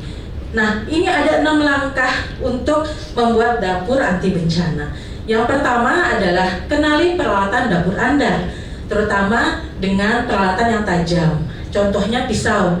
Kita harus kenal betul pisau kita setajam apa. Kalau misalkan memang tajam sekali, tipis tajam, berarti menggunakannya perlahan-lahan, tidak perlu ditekan dengan keras. Kalau misalkan memang tidak terlalu tajam, biasanya memang agak ditekan agak keras ya, kuat gitu. Risikonya apa Bapak Ibu kalau kita tidak mengetahui ketajaman pisau kita? Luka. Waktu 30 second. Oke. Yang kedua adalah bagaimana mengolah makanan dengan higienis, ya.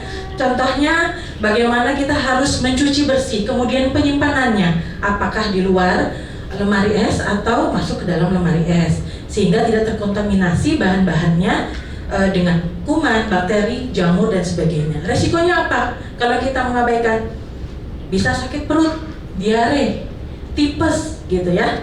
Kemudian yang ketiga adalah menjaga suhu dapur. Dapur ini tempat berkumpulnya kompor, tabung gas, oven ya. Jadi kita harus hati-hati sekali kalau bisa ada ventilasi agar sirkulasi udara mengalir. Kemudian resikonya apa Bapak Ibu? Bisa terjadi kebakaran kalau suhunya terlalu tinggi. Lalu yang keempat, kita harus fokus ketika menyalakan dan mematikan kompor. Nah, kita biasanya suka multitasking nih, ibu-ibu. Ketika kita udah sampai atau lagi di perjalanan mau ke kantor, aduh, kompor udah dimatikan belum? Ya, sering seperti itu. Jadi kita harus fokus kapan kita menyalakan, mematikan kompor agar tidak terjadi apa? Kebakaran. Yang kelima adalah mengenali tabung gas dan regulatornya. Karena biasanya ibu-ibu menyerahkannya langsung ke bapaknya aja gitu, tidak mau tahu. Tapi alangkah baiknya kita juga memahami. Dan yang terakhir adalah dapur ramah anak. Kalau kita punya anak-anak, terutama anak kecil, pastikan mereka bisa aman ke dapur. Atau kalau memang berisiko, lebih baik dijauhkan dari dapur. Seperti itu Bapak Ibu, mari jadikan dapur kita dapur anti bencana, sehingga dapur kita melahirkan cinta, bukan melahirkan malapetaka. Terima kasih. Assalamualaikum warahmatullahi wabarakatuh. Selamat pagi. Pagi. Terdengar suara saya dari sana? Dengar. Sebelah sana? Oh iya, terima kasih. Perkenalkan, saya Eni dari Balai Melati. Jadi letaknya di Bambu Apus, Jakarta. Dekat-dekat lah dari Taman Mini. Kalau misalnya teman-teman di sini kebetulan ke situ, silahkan mampir. Di sini saya ada sedikit cerita menarik dari sekolah saya. Kalau dari TK sampai SMP biasa kali ya, semua juga melalui itu. Tapi saya dari SMP itu saya ngelanjutin ke SPK. Ada yang pernah dengar nggak SPK itu apa? Ya. Surat perjanjian kerja. Tapi kalau menurut kakak tingkat saya sih bukan sekolah perawat kesehatan, tapi sekolah pengarang kasus. Hanya intermezzo ya. Di sana itu menariknya apa? Ketika kita lulus dari SMP itu kan masih anak-anak banget ya, masih ABG yang kita pengennya bebas bergaul gitu ya dengan teman-teman sebayanya dia. Sementara saya itu harus terkungkung di dalam asrama. Kebayanginnya aja udah lumayan serem gitu ya. Yang awal masuk itu saya diantarlah sama keluarga saya. Waktu itu hari Minggu.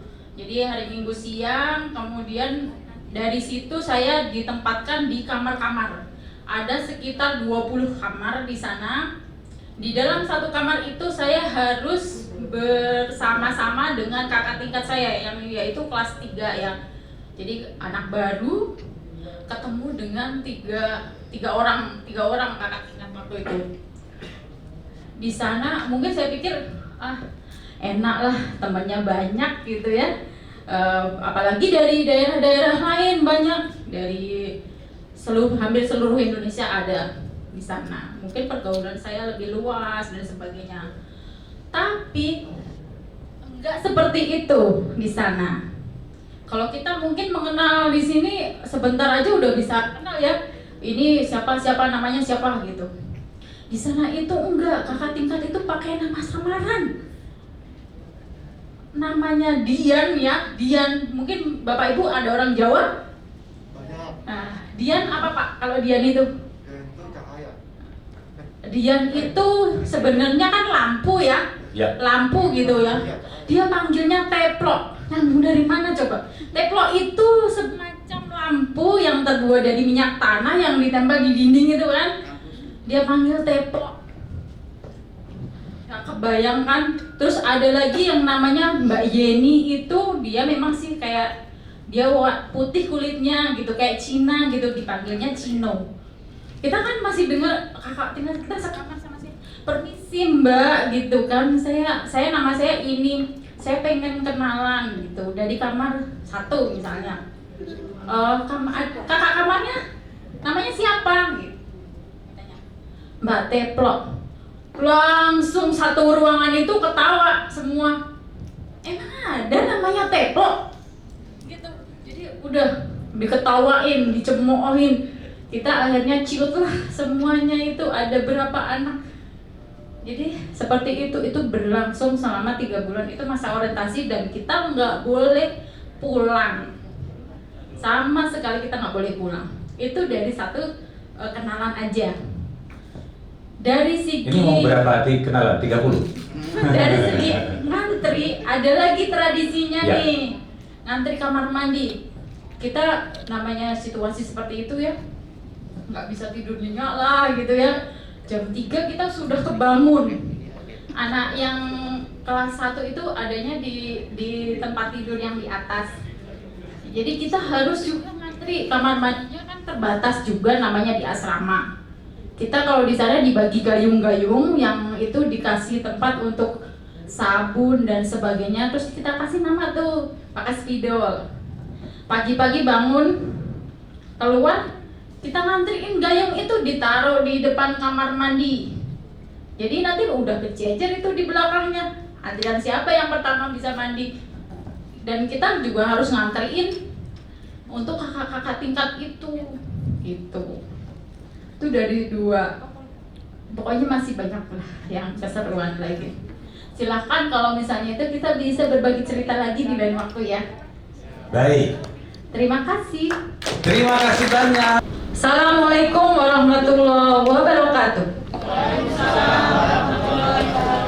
Selamat pagi Bapak-bapak, Ibu-ibu. Kan kita harus semangatnya selalu pagi ya. Jadi biar kita walaupun sore juga harus pagi, semangat. Dalam kesempatan kali ini saya akan menceritakan bagaimana cara mencuci tangan yang benar. Mencuci tangan merupakan salah satu cara untuk mencegah penularan COVID-19. Pentingnya mencuci tangan adalah mencegah terjadinya penularan penyakit, termasuk salah satunya adalah COVID-19. Kemudian membiasakan diri kita untuk selalu menjaga kebersihan dan mencegah perkembangbiakan. Kan di tangan kita itu banyak sekali bakteri atau mikroorganisme yang kita juga tidak tampak oleh mata kita ya. Jadi ini sangat efektif karena menurut penelitian air sabun itu sangat efektif untuk merusak si virus corona itu. Ini ada video sebenarnya, cuman mungkin bisa dibuka nggak ya? Nggak bisa ya?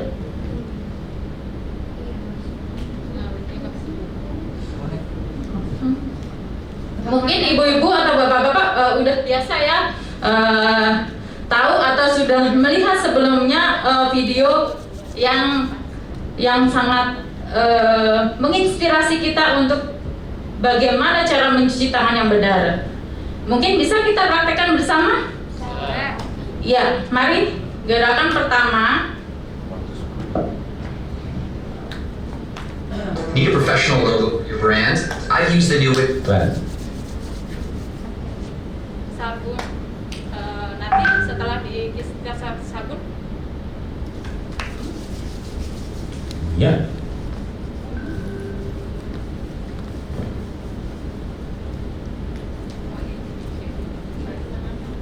Terakhir. Ujung jari. Baru kita bilas. Jadi kurang lebih 20 detik ya. Itu yang paling efektif. Jadi ini sangat mudah sekali kita praktekkan setiap hari. Usahakan sesering mungkin untuk kita cuci tangan. Ini sangat efektif. Selain tadi dari teman-teman sudah banyak sekali diceritakan bagaimana protokol kesehatan yang baik itu. Nah, inilah salah satunya. Mungkin itu aja. Mari biasakan untuk mencuci tangan dari sekarang. Terima kasih. Oke, Assalamualaikum warahmatullahi wabarakatuh. Waalaikumsalam. Apa kabar Bapak Ibu? Baik. Baik. Baik, oke. Perkenalkan, nama saya Muji Astuti, saya dari Pusdiklat Kementerian Sosial. Pada kesempatan kali ini, saya akan menjelaskan tentang cara membuat kopi tubruk yang enak. Nah, ya, tadi sudah dijelaskan, tapi saya ada tips yang lain yang bisa membuat kopi tubruk Bapak Ibu lebih nikmat. Oke. Pertama-tama adalah Bapak Ibu menyeduh air, mendidihkan air sampai dengan suhu 80 atau 90 sampai 96 derajat Celcius. Ya, tapi jangan dicelupkan, oke? Yang kedua, setelah itu siapkan kopi di dalam gelas dan perhatikan atau pilih biji kopi pilihan. Kalau Bapak Ibu menggunakan biji kopi, giling jangan sampai terlalu halus karena itu akan mengurangi cita rasa dari kopi. Setelah itu, tuangkan air dan ini rahasia yang membuat nikmat nih Bapak Ibu. Aduk dengan cinta kasih dan sayang. Oke, setelah itu kopi siap dinikmati bersama pisang goreng yang hangat. Sekian tips dari saya. Assalamualaikum warahmatullahi wabarakatuh. Ya, assalamualaikum warahmatullahi wabarakatuh. Ya, baik Bapak Ibu sekalian, masih semangat? Ya, saya masih berbicara tentang kopi. Ya, kalau tadi saya bicara tentang bagaimana menghidangkan kopi yang nikmat. Kalau sekarang saya akan menceritakan sebenarnya apa sih manfaat dari kopi untuk kesehatan dan untuk yang lainnya. Oke, Bapak Ibu ada yang tahu apa manfaat dari kopi? Bikin melek, betul. Oke, ada lagi? Menghilangkan stres. Ya, betul sekali. Salah satunya yang pertama adalah meningkatkan produktivitas. Ya, jadi kopi itu bermanfaat untuk meningkatkan produktivitas karena kopi mengandung kafein yang mempunyai efek stimulan pada syaraf otak kita. Ya. Yang kedua, tadi membuat otak lebih cerdas. Nah, ternyata kopi bisa membuat otak kita lebih cerdas. Jadi, kalau menurut penelitian di Harvard, kopi itu bisa membuat orang jauh lebih pintar atau jauh lebih efektif belajar ketika setelah meminum kopi. Yang ketiga, benar sekali, tadi mengurangi stres atau depresi. Kenapa bisa begitu? Ada yang tahu alasannya? Enggak? Karena kafein, betul sekali. Kafein, zat yang ada di kopi itu bisa meningkatkan hormon endorfin yang ada di dalam otak kita, sehingga meningkatkan level kebahagiaan pada diri kita. Waktu 20 second. Yang keempat, menurunkan berat badan. Ternyata nih ibu-ibu, bapak-bapak, ternyata kopi itu bisa menurunkan berat badan. Menurut penelitian, jadi kafein itu bisa mengikat atau meningkatkan metabolisme tubuh, meningkatkan pembakaran lemak di dalam tubuh. Yang terakhir, ini khusus untuk ibu-ibu mungkin ya, atau bapak-bapak juga boleh, bisa mengatasi wajah kusam. Kenapa? Betul sekali, bisa dibuat untuk masker ya. Bisa tambah madu di masker 20 menit, tambah hilang juga depresinya. Oke, itu saja, sekian dari saya informasi. Satu kalimat sebelum saya mengakhiri. Dari kopi kita belajar kalau yang pahit masih bisa dinikmati. Sekian, assalamualaikum warahmatullahi wabarakatuh. Oke, assalamualaikum warahmatullahi wabarakatuh. Waalaikumsalam. Kabar baik teman-teman? Baik. Oke, pada kesempatan kali ini, perkenalkan nama saya Nunung. Saya ingin memberikan sedikit tips tentang bagaimana cara memilih ikan yang segar kalau kita ke pasar. Mungkin teman-teman, Bapak Ibu, selama PSBB kemarin jadi sering masak-masak. Nah, kadang suka ketipu kalau pergi beli ikan suka nggak segar. Kita hari ini akan belajar cara untuk membedakan mana sih ikan yang segar dan mana yang nggak segar. Pertama-tama tipsnya, Bapak Ibu langsung pergi ke pasar, ya, langsung datang ke tukang ikannya, amati dulu ikannya, mana yang mau dipilih, mana yang mau dibeli. Cara pertama, bisa melihat matanya. Kalau matanya itu merah, itu berarti ikan segar. Kalau matanya putih, biasanya itu yang sudah disimpan di kulkas, dikeluarkan lagi oleh si penjualnya. Cara yang kedua, nah ini cara kedua tuh menarik. Gunakan telunjuk, tekan. Kalau tadi ada yang mengatakan penuh cinta, kalau saya tidak akan bilang penuh cinta. Tekan aja, tekan aja. Kenapa? Kalau yang segar, biasanya ketika ditekan dengan keras, dia akan kembal, akan balik lagi. Nah, kalau ditekan ternyata coplong, nah itu berarti sudah lama disimpan di kulkas. Nah, ada dua cara inilah yang biasanya saya gunakan untuk melihat apakah ikan itu segar atau tidak. Nah, nanti bisa dipraktekkan di rumah. Siapa tahu bapak-bapak disuruh sama istrinya, karena saya istri pergi ke pasar juga harus tahu dong ya. Nah, itu saja. Terima kasih. Assalamualaikum warahmatullahi wabarakatuh. Baik, Assalamualaikum warahmatullahi wabarakatuh. Bapak-bapak, ibu-ibu, kalau kemarin kita sudah belajar tentang cara memilih ikan yang segar, saya masih konsisten di sini untuk mengapa sih kita harus memilih ikan yang segar. Nah, apa saja sih perbedaannya? Apakah perbedaan antara ikan segar dengan ikan yang tidak segar atau ikan beku itu pada gizinya ada perbedaan atau tidak? Nanti kita akan bahas ya. Hari ini kita akan bahas.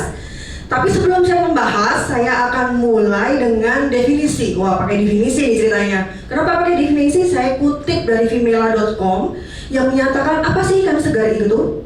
Ikan segar itu biasanya adalah ikan yang hidup, gitu kan? Atau yang baru saja diangkat dari daratan, itu rentangnya antara 1 sampai 10 jam. Sementara ikan yang dibeku adalah ikan yang setelah diangkat dari daratan, ke daratan, gitu kan? Itu langsung dibekukan. Oke.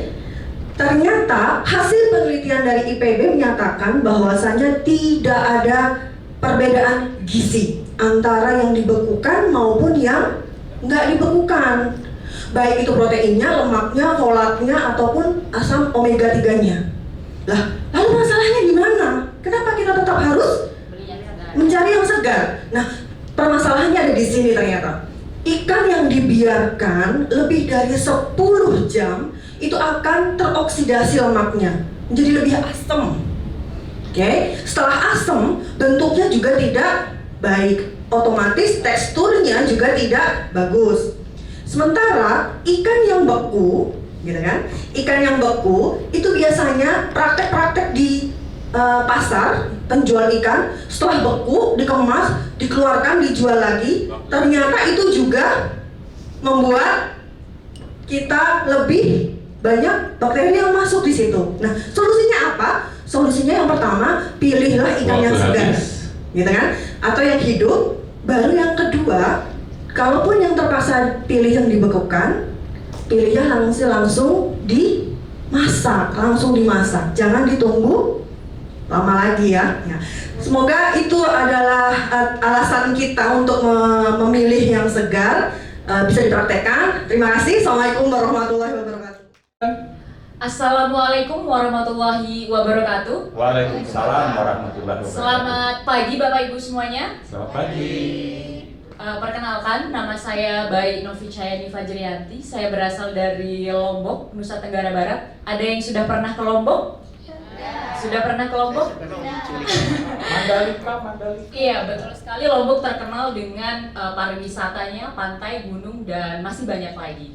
Jadi pada kesempatan kali ini saya ingin bercerita mengenai pengalaman saya mengenyam pendidikan. Saya kecil, mulai dari TK hingga SMA, itu saya pendidikan saya itu di Lombok, Nusa Tenggara Barat. Kemudian ketika lulus SMA, saya mencoba untuk mencari perguruan tinggi di luar dari daerah Lombok. Tapi saya juga mendaftarkan diri saya di salah satu universitas negeri, dan alhamdulillah ternyata saya diterima di universitas tersebut. Tetapi saya memilih untuk lebih keluar dari Lombok, Nusa Tenggara Barat, karena waktu itu saya keterima di Sekolah Tinggi Kesejahteraan Sosial Bandung. Ada yang tahu nggak sih kenapa saya lebih memilih untuk pergi dari Lombok?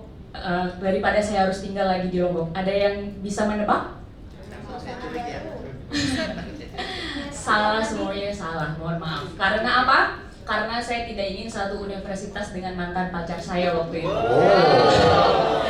Jadi waktu itu saya baru putus dengan dia, sampai akhirnya saya bertekad untuk tidak mau lagi sekolah di sana. Kemudian saya pergi ke Bandung dan alhamdulillah ternyata di kampus itu saya menemukan orang yang bisa menggantikan dia.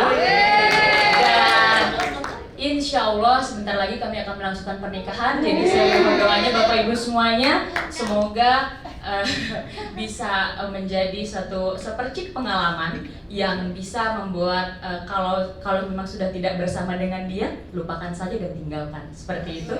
Terima kasih. Assalamualaikum warahmatullahi wabarakatuh dan selamat pagi. Dan ini menjadi tanggung jawab kami karena kami adalah UPT Kementerian Sosial yang menangani langsung kasus-kasus KDRT. Jadi Bapak Ibu semuanya bisa mengakses laman kami di bit.ly Fast Response Service. Jadi adalah laman kami untuk menerima laporan-laporan dari Bapak Ibu semuanya apabila menemukan adanya kasus-kasus korban tindak kekerasan kepada wanita di lingkungan sekitarnya. Dan nanti di sini Bapak Ibu bisa mengikuti petunjuk-petunjuk yang ada. 20 second. Dan untuk respon yang lebih cepat lagi, Bapak Ibu bisa menghubungi kami di nomor WhatsApp. Itu adalah bisa di WhatsApp atau bisa di call di nomor 0821 13 13 8605.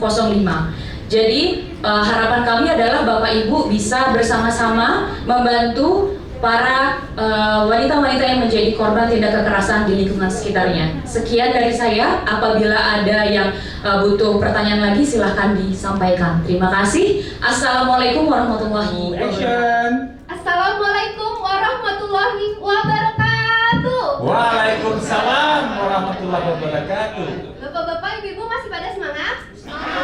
Nih, kalau saya bilang hai, jawabnya apa? Oh, udah pada tahu semua. Jadi kita siap-siap ya. Kalau saya panggil hai, kalau saya panggil halo, jawabnya? Hai. Kita bareng-bareng ya semuanya. Hai. Halo. Halo.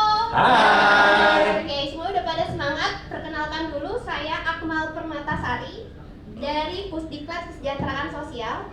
Saya di sini mewakili dari tim komunikasi, informasi dan edukasi gugus tugas COVID di Kementerian Sosial. Oke.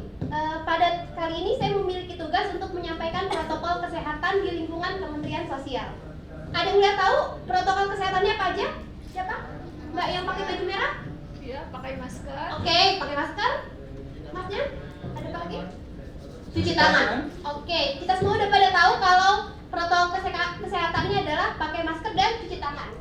Tapi pada kesempatan kali ini, saya ingin menyampaikan informasi ada protokol kesehatan yang disingkat dengan V, D, dan G. Ada yang udah pernah dengar? V, D, G? V, D, dan G. Taunya saya di ini. Oh, itu loh, berarti Pak. Oke, pada kesempatan kali ini saya akan menyampaikan tentang protokol kesehatan VDG. VDG itu adalah singkatan dari ventilasi, durasi, dan jarak. Kenapa saya menyampaikan ini? Karena kita di Kementerian Sosial sudah mulai masuk ke kantor, sudah mulai masa PSBB transisi. Jadi kita sudah mulai ke kantor, sudah mulai melakukan rapat-rapat seperti di sini, dan ada informasi terbaru kalau COVID ini sudah airborne. Jadi tidak hanya ditularkan melalui droplet, tapi bisa bertahan udara. Jadi yang perlu dilakukan ketika Bapak Ibu di kantor, mungkin ada yang ruangannya sempit atau melakukan rapat. Jadi yang perlu dilakukan adalah pertama, ventilasi tetap harus ada sirkulasi udara. Jadi usahakan ventilasinya terbuka atau ada sirkulasi udara yang mengalir. Untuk durasi diusahakan agar jangan terlalu lama, dan J-nya itu adalah jaga jarak dan tetap jaga kesehatan. Itu saja informasi dari saya. Tetap ingat untuk selalu V, D, dan G. Oke? Untuk informasi selanjutnya terkait komunikasi, informasi, dan edukasi terkait gugus tugas COVID-19, Bapak Ibu bisa follow di media sosial Instagramnya Pusdiklat Kementerian Sosial. Jadi jangan lupa follow @pusdiklat_Kemsos. Terima kasih dan waalaikumsalam warahmatullahi wabarakatuh. Assalamualaikum warahmatullahi wabarakatuh. Selamat siang bapak-bapak dan ibu-ibu. Kali ini saya datang kembali setelah kemarin sudah melakukan sosialisasi pencegahan COVID. Ini adalah sosialisasi lanjutannya.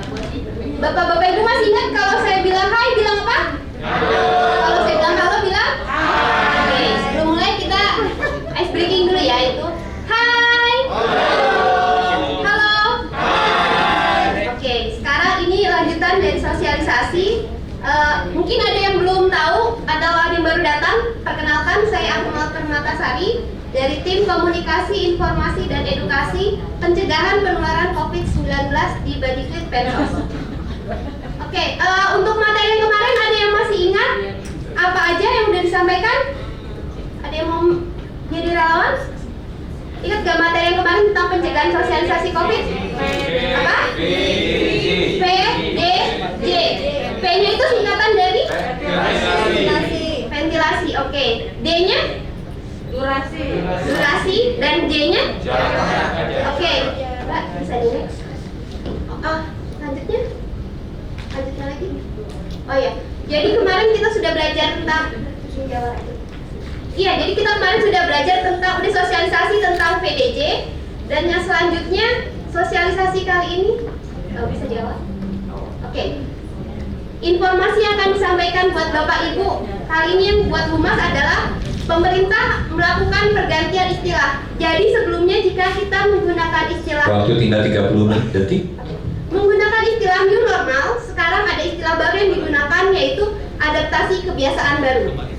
Istilah ini dikemukakan oleh Bapak Menteri Menko PMK pada saat Senin 13 Juli tahun 2020. Jadi sekarang istilah new normal sudah diganti dengan adaptasi kebiasaan baru. Mungkin buat teman-teman humas dan teman-teman admin media sosial yang menggunakan itu bisa menggunakan istilah baru menjadi adaptasi kebiasaan baru. Selanjutnya, Mbak. Oke. Dan lanjutannya akan ada panduan setelah kemarin ada PDJ, ada lagi panduan, mungkin udah ada yang tahu panduan etika apabila batuk dan bersin itu menggunakan, jadi untuk ditutup menggunakan dengan bagian dalam. Itu dua informasi sosialisasi kali ini. Selanjutnya, Mbak. Untuk informasi selanjutnya bisa disimak di akun media sosial dari Pusdiklat Kementerian Sosial. Terima kasih. Wassalamualaikum warahmatullahi wabarakatuh. Assalamualaikum warahmatullahi wabarakatuh. Waalaikumsalam. Selamat pagi Bapak Ibu semuanya. Perkenalkan, saya Imam dari kantor berita Antara. Di pagi yang luar biasa ini saya akan menyampaikan tentang protokol kesehatan yang dihimbau oleh pemerintah Indonesia. Yang pertama, kita wajib untuk memakai masker. Masker ya, masker kain boleh atau masker dari medis boleh. Yang kedua, kita wajib menjaga jarak agar kita terhindar dari virus COVID-19. Yang ketiga, kita wajib mencuci tangan atau menjaga kebersihan tangan untuk terhindar dari COVID-19. Yang terakhir, tetap jaga pola makan, jangan makan yang sembarangan, dan terus minum vitamin C agar kita terhindar dari COVID-19. Mungkin itu saja yang bisa saya sampaikan. Terima kasih. Akhir kata, saya Imam Sudrajat. Assalamualaikum warahmatullahi wabarakatuh. Waalaikumsalam warahmatullahi wabarakatuh. Assalamualaikum warahmatullahi wabarakatuh. Selamat sore Bapak Ibu semuanya. Perkenalkan, saya Imam dari kantor berita Antara. Pada kesempatan baik pada hari ini saya akan menyampaikan sosialisasi tentang Dapur Peduli COVID-19, yang dimana Dapur Peduli COVID-19 ini gerakan yang untuk masyarakat luas ataupun teman-teman bisa membantu untuk menjalankan mendapatkan pahala atau amal yang tujuannya membantu memberikan distribusi makanan yang standar protokol kesehatan. Tujuan dari Dapur Peduli COVID-19 ini yang pertama itu penerapan PHBS, pola hidup bersih dan sehat, yang dimana itu akan kita sosialisasikan tentang makanan sehat dan bergizi yang mengandung vitamin C dan juga memberikan bantuan langsung kepada masyarakat yang tidak mampu untuk